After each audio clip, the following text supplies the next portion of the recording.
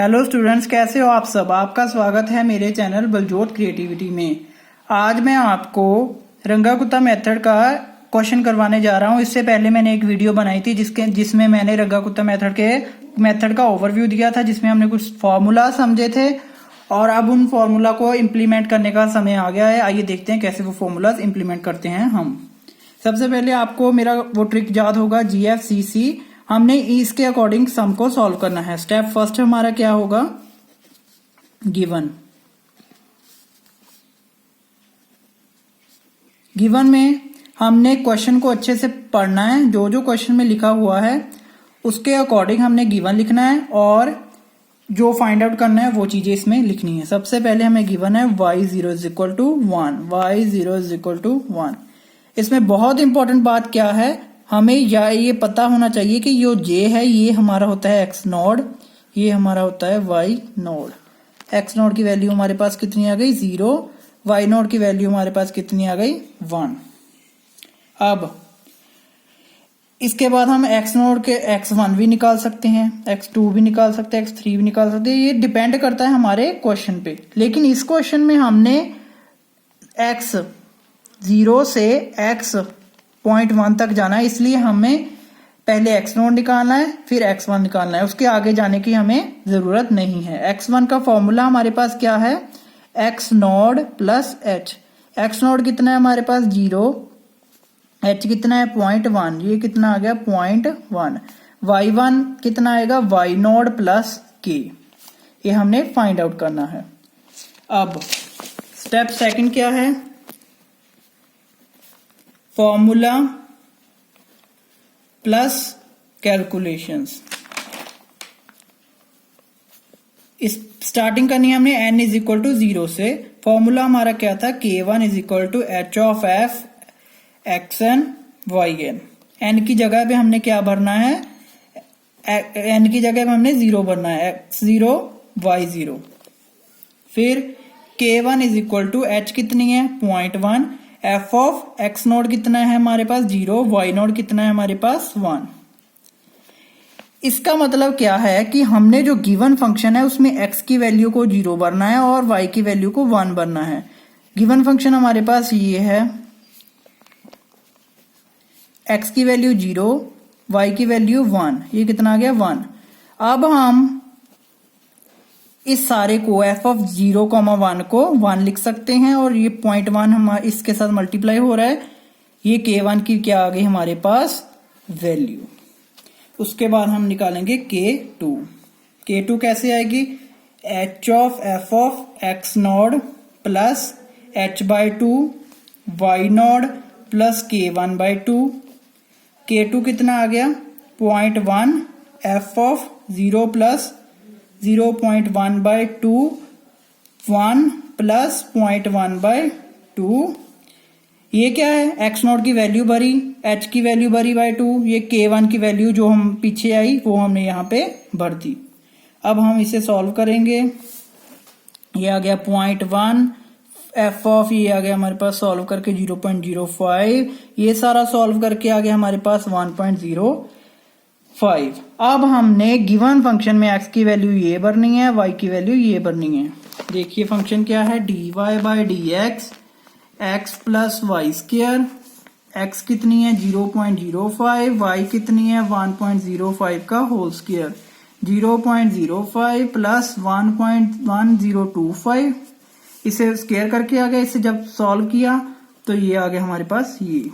अब हम k2 0.1 f of 0.05, 1.05, इस पूरे को हम क्या लिख सकते हैं, ये सारे को सॉल्व करके क्या आया, ये 1.1525। 2 इसको जब हमने 0.1 के साथ मल्टीप्लाई किया, k2 की वैल्यू आ गई 0.1152। ये आ गई k2 की वैल्यू। उसके बाद निकालेंगे k3, h f of x node plus h/2 y not plus k2/2। h कितनी है, ये फंक्शन x नोट कितना है, 0 प्लस 0.05। ये हमने पहले ही सॉल्व किया था। h/2 जब 0.1/2 कितना आ जाएगा, 0.05। वाई नॉट कितनी है 1 प्लस 0.1152/2। इसको जब सॉल्व किया ये आ गया हमारे पास ये आ गया, इसे सॉल्व करके ये। अब हमने गिवन फंक्शन में x की वैल्यू ये भरनी है, y की वैल्यू ये भरनी है। dy/dx is equal to x plus y square.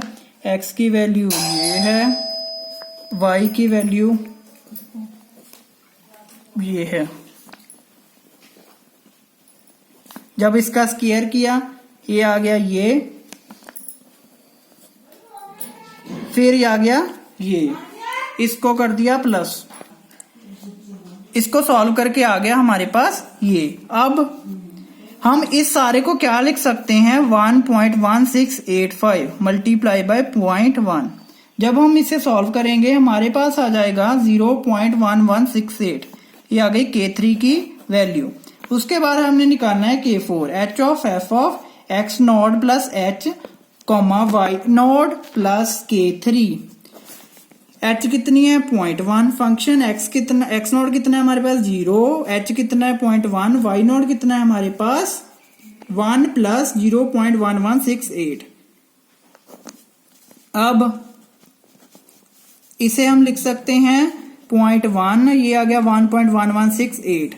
अब इसका मतलब क्या है कि गिवन फंक्शन में हमने x की वैल्यू ये भरनी है, y की वैल्यू ये भरनी है। जब हम भरेंगे ये ऐसे आएगा कुछ, x plus y square, x की जगह पे 0.1, y की जगह पे ये, इसका स्क्वायर किया, इसे सॉल्व करके आ जाएगा ये कुछ, ये आ गया। अब हम इस सारे को क्या लिख सकते हैं 1.3472।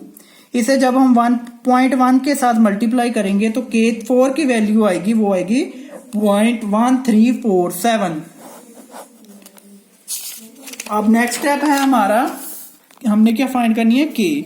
1/6 K1 plus K2 plus 2K3 plus K4।